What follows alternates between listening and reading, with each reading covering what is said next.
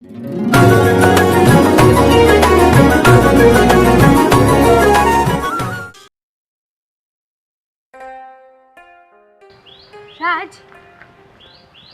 શું થયું છે? કેમ ઉદાસ છો? શું કહું તને? મેં ગામના સરપંચને અને 2-3 બીજા વ્યક્તિને પણ કીધું તો અને ચોપડામાં બધી તપાસ પણ કરાવી. તો શું કીધું? એ લોકો હેલ્પ કરશે ને આપણને? કાંઈ થાય એમ નથી, કારણ કે ગોવિંદભાઈએ 5 વર્ષ પહેલા બધી જમીન એના નામે કરાવી દીધી છે. આ શું બોલો છો તમે? હા, હવે કાંઈ સમજાતું નથી કે શું કરી શકીએ. શું રાજ, એ લોકો આ ગોવિંદભાઈને તો સપોર્ટ નથી કરતા ને? તમે બરાબર તપાસ કરી છે? તમારાથી કઈ ભૂલ તો નથી થતી ને? કારણ કે જમીન તો આપણી હતી અને એ જમીન આ ગોવિંદભાઈના નામે થઈ જાય એ તો વેલિડ ના કહેવાય. શું કરીએ, આપણે ઘણા વર્ષથી અહીં આવ્યા જ નહોતા, તો ઘણા ખરા કાગળિયા, જમીનના આ તે નાના મોટું કામ બધું ગોવિંદભાઈ સંભાળતા હતા અને ક્યારે એણે પૈસા ખવડાવી અને આ બધી જમીન એના નામે કરાવી દીધી એ અમને ખબર જ ના રહી. સાચું કહું ને, તમારા મમ્મી વાત કરે કે તમે ગમે ત્યાં જાઓ, ગમે તે કરો, પણ તમારે જે ગામડે માલ મિલકત હોય ને ત્યાં વર્ષે 6 મહિને એકવાર તો તમારે આટો મારવો જ જોઈએ. પણ આપણે એમાં ભૂલ ખાઈ ગયા. આપણે આપણા કાકા ઉપર વિશ્વાસ કર્યો અને કાકા અને કાકીએ આપણી સાથે વિશ્વાસઘાત કર્યો. જુઓ, ગમે તે થાય, ખોટી સિગ્નેચરો અને ખોટા ડોક્યુમેન્ટો આપીને એમણે એમના નામે જમીન કરાવી લીધી હશે. પણ આપણે લડીશું, આપણે આપણા હક માટે લડીશું. આ તો ખોટી વાત કહેવાય ને? માણસે વિશ્વાસ કર્યો હોય ને એની સાથે દગો થાય ને, એ તો બહુ ખોટું કહેવાય. તારી વાત સાચી છે, પણ તને ખબર છે આ 2 વર્ષથી બધા વેરા એના નામે જાય છે અને બીજું તો કાંઈ નહીં, પણ પપ્પાને કેવી રીતે સમજાવશું? એ તો તૂટી જ જશે કે એના સગા ભાઈએ આપણી સાથે શું કર્યું.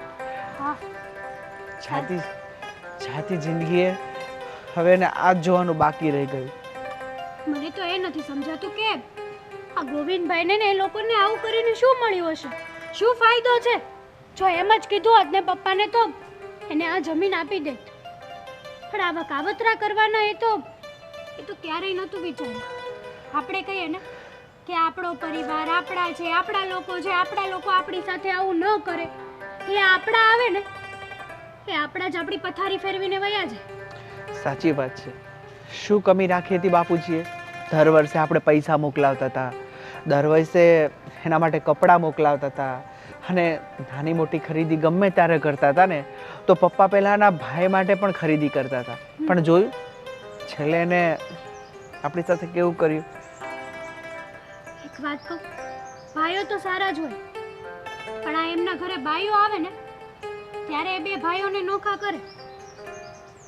કાકા તો સારા જ છે, કાકાના મનમાં એવું કંઈ હશે પણ નહીં, પણ કાકી, હા, બધું કરનાર કાકી જ છે.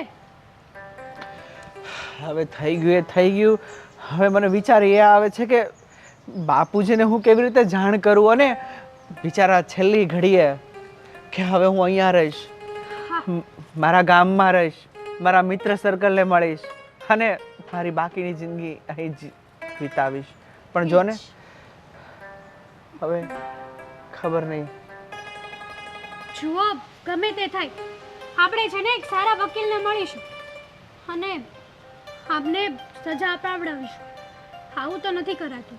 ભલે આપણે ગાંધીનગર સુધી જવું પડે, હાઈકોર્ટ સુધી જવું પડે, આપણે લડીશું. સારું છે, તારા પપ્પાને વાત કરજે કે અમારી સાથે આવું બન્યું છે. હા, મમ્મીને આધી અધૂરી વાત તો કરેલી જ છે મેં. હવે પપ્પાને સારા વકીલ માટે આપણે સજેસ્ટ કરીશું. બા, આ રાજ અને એના બાપુજી અને વહુ કેટલી જગ્યા આટા મારે છે, પણ એમને ખબર નથી આટલા બધા આટા મારવાથી, ફેરા મારવાથી કાંઈ ફાયદો થવાનો નથી. હાચી વાત છે તારી. એ હજી છે ને તને ઓળખતા નથી. હે ભગવાન, હટાઈ ગયું ખડબટા? અરે આ તો હું બહુ થાકી ગઈ. ત્યાં લીંબુ તોડી લાવી. લીંબુ લાવી ને ભીંડા લાવી, બધું લાવી છું બાપા. હા તો જા 2 ગ્લાસ દૂધ બનાવી નાખ મસ્ત. બનાવી દો, ઘડીક તો બેસવા દો બા. કોને શાંતિ લેવા દે, કડે કોરો ખાવા દે. કઈ જુઓ ને. અરે ભગવાન, શાંતિ જ છે. તકલીફ તો આ મોટા બાપુજીને ને એમના દીકરાને વહુને છે. અરે બા ગોવિંદ, હું તમને શું પૂછતી હતી કે આ જમીન બધી આપણા નામ પર તમે કરી લીધી ને મને કાંઈ ખબર ન પડી. આ જમીન તો છે ને 5 વર્ષ પહેલાં જ મેં મારા નામે કરાવી નાખી હતી. તને ખબર છે? તને ક્યાંથી ખબર હોય? તું તો પછી લગ્ન કરીને આવી. એની પહેલાં છે ને એકવાર અમારે આ ગામની વચ્ચે છે ને 5 વીઘા જમીન હતી. એ અમે વેચી હતી. એટલે બાપુજી અને મોટા પપ્પાને અમે સાથે વેચી હતી. ત્યારે એ જમીન તો વેચી જ હતી, પણ સાથે સાથે આ બીજી જે જમીન હતી ને એ પણ મેં મારા નામે કરાવી નાખી હતી. અને મોટા બાપુજીને એમ હતું કે ભાઈ એ ઓલી 5 વીઘાની જમીનમાં સાઇન કરે છે, પણ એમને ખબર નહોતું કે સાથે સાથે એમનો આ જે ભત્રીજો છે આટલું મોટું કાવતરું કરી નાખશે. અને હા, આ વાત તો ફક્ત મારી અને આ મમ્મીની વચ્ચે જ છે. આ તો મારા પપ્પાને ખબર નથી, કારણ કે એને ખબર પડી હોય તો એ આખા ગામમાં બાપી મારે. પણ મને ન કીધું અત્યાર સુધી તમે. તારથી રહેવાય નહીં ને. તારી બેનપણી બધી સવિતા ને સંગીતા ને બધી તું કઈ વળે. કાંઈ ન કહી ઓળો. એમ કે ઘરની વાત કોઈ કહેતું હોય માં હું એટલી બધી નકામી છું. આમ જો કેવું બોલે. તું ડાયસો, પણ તોય તને કેવું યોગ્ય ન લાગ્યું તો ન કીધું. મને 3 વર્ષ પછી કીધું. તારથી રહેવાય નહીં ને. પાછું ફોર્મમાં આવી જાય ને બધું બાફી મારે, અમારા બાપુજીને જેમ. વિશ્વાસ તમને આટલો જ મારી પર રહેશે. ઠીક છે, હવે વિશ્વાસ તો છે. હવે લીંબુ લાવી છે ને મસ્ત શરબત બનાવી એટલે થોડુંક આ માથું થોડુંક ઉતરે. હા હવે બનાવી દઉં. એટલા તાપ છે ને બા, એવો પડે છે ને. તમને બસ બાનું જોઈએ લીંબુ શરબત. જય શ્રી કૃષ્ણ. તો આ પ્રવાસીઓ જાય છે એમ ને? અરે બાપુજી, તમે ક્યાં ગયા હતા? અરે વાડીમાં એટલું કામ હોય તો મારે તો બધું એમ જ હોય ને. તો મોટા પપ્પા તમે જાઓ છો એમ ને? ખરેખર તમારા જવાનો બહુ દુઃખ તો છે, પણ હવે શું કરી શકીએ? છો બેટા, તને કદાચ જવાનો દુઃખ હોય કે સુખ હોય એનાથી મને કાંઈ ફરક નથી પડવાનો, પણ કદાચ મારા જવાથી તને ફરક પડશે મને એવું લાગે છે. અને બેટા, તે જે કર્યું છે ને એવું તો કદાચ આપણા ગામમાં કે અમારા શહેરમાં પણ આવું કોઈ નહીં કરી શકે. સાચી વાત છે મોટા પપ્પા. અને તમે મારા પ્રત્યે ગમે તેટલી નફરત રાખો, મારા પ્રત્યે ગમે તેટલો દ્વેષ રાખો, ચાલશે, પણ આ તમારા ભોળા ભાઈને તમે ભૂલતા નહીં. કોઈ દિવસ જરૂર પડે તો જરૂર તમારા ભાઈને મળવા આવજો. અને આજે મેં તમારી પાસેથી જમીન પોતાના નામે કરાવી છે, એમાં બધો હાથ મારો જ છે. આ વાત તો પપ્પાને ખબર નથી. અરે મારો ભાઈ ભોળો હતો ને એનો જ તે ફાયદો ઉઠાવ્યો છે, બાકી તો આજે ભાઈ ભાઈના સંબંધને ભૂલી નહીં ગયો હોત. અરે પણ મેં ક્યાં ફાયદો ઉઠાવ્યો છે બાપુજી? મેં તમને એમ કીધું કે તમારે આ ઘરમાં નથી રહેવાનું, આ જમીનમાં તમારો ભાગ નથી, એવું કીધું? ના ના, તો પછી આ જો આ મોટા પપ્પા કેવું કહે છે. વાંધો નહીં, હવે તમે જાઓ છો તો જો આ હવે શિયાળો આવે છે, ઘઉં બહુ થશે ને તો તમને મોકલાવશું, બરાબર? ધન્યવાદ. તમારા ઘઉં તમારી પાસે રાખો, અમારે કાંઈ જરૂર નથી. હા, અને આવી આશા નહોતી તમારી પાસેથી. ભાભી તમે, કાકી તમે પણ આમાં સામેલ હતા? હેતલ, મને લાગે છે તને ઓછું સંભળાતું હશે. હમણાં જ ગોવિંદ બોલ્યો ને કે આ બધી વાત અમને કોઈને કંઈ ખબર જ નથી, આ બધું ગોવિંદે કર્યું છે. અને જે પણ કર્યું તે અમારું છે ને અમારી પાસે છે. આજ સુધી ચાકરી પણ તો અમે જ કરી છે ને. અમારું હતું ને તમે તમારી પાસે લઈ લીધું. અરે હો બેટા, હવે જે હતું ને એ બધું ભૂલી જાઓ. અને તને શાંતિ ને સંતોષ મળી ગયો? પોલીસ સ્ટેશન જઈ આવ્યો, એડવોકેટ પાસે જઈ આવ્યો, આખું ગામ ભેગું કરી લીધું, શું મળી ગયું? કોઈ તારો સાથ આપ્યો? ના, નથી આપ્યો. કેમ આપે? તમને સાથ કેમ આપે? કારણ કે આખી જિંદગી મારી સાસુએ ગધા વૈતરા કર્યા છે. આ ખેતીવાડી સાચવવામાં મારા બા બાપુજીનો જ હાથ છે, કોઈનો હાથ નથી. અને બેઠી પથારીએ ખાવાની આદત તમારા લોકોની છે, અમારી નથી. અને એમ પણ મોટા પપ્પા જ્યારે તમારા મા બાપને તમારી જરૂર હતી ત્યારે તો તમે શહેર જતા રહ્યા હતા, એટલે કદાચ કુદરતને એવું મંજૂર હોય કે તમને તમારા કર્મોની સજા મળે કે તમે તમારા મા બાપની સેવા કરી જ નથી, તો પછી એમની જગ્યામાં તમારો ભાગ તો ઉપરવાળાએ જ નહીં લખ્યો હોય કદાચ. કુદરતની લાઠીનો માર ક્યારેક દેખાતો નથી, જ્યારે વાગશે ને ત્યારે તમને ખબર પડશે. હા, જેવું તમને અત્યારે વાગી ગયું અને અમને ખબર પડી ગઈ. અરે બહુ બેટા, આ તમારી ભૂલ થાય છે. મને ભગવાને ઘણું આપ્યું છે અને ઘણું છે મારી પાસે, એટલે તો અમે મેં ક્યારેય લોભ લાલચ નથી કરી. હા બાપુજી, એટલે જ અમે કહીએ છીએ ને કે દરિયામાંથી એક ડોલ પાણી લઈ લઈએ ને તો દરિયાને કાંઈ ફરક ન પડે. અરે બહુ બેટા, કદાચ કોઈને મારી પાસે માંગ્યો હોત ને તો મારો કાળજાનો કટકો એને આપી દેત, પણ નહીં. તમે જે લુચ્છાઈ અને જે કર્યું છે ને તે ભગવાન તમને ક્યારેય માફ નહીં કરે. બસ મોટા ભાઈ, ભલે અમને ભગવાન માફ ન કરે, તમે અત્યારે તમારા રસ્તે જઈ શકો છો, બરાબર?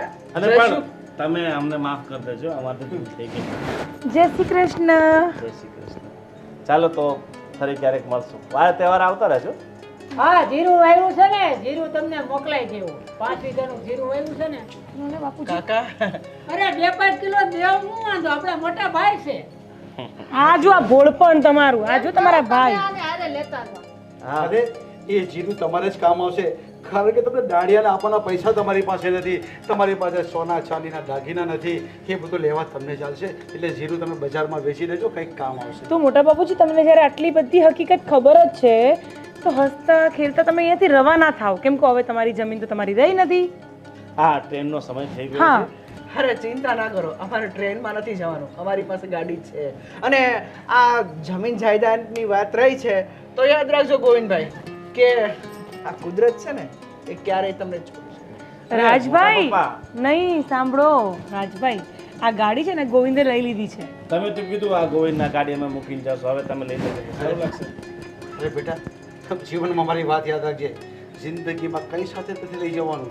તું જે જમીન ગાડી જાયદાદ મિલકતની વાત કરે છે ને એ બધું અહીંયા જ રહેવાનું છે. યાદ રાખજો કે સારા સંબંધ સારો સ્વભાવ રાખ્યો હશે ને એ સાથે આવશે. અને ચાલ બેટા, હાલોક સાથે સમય બગાડવામાં મજા ના આવે. સારું ચાલો.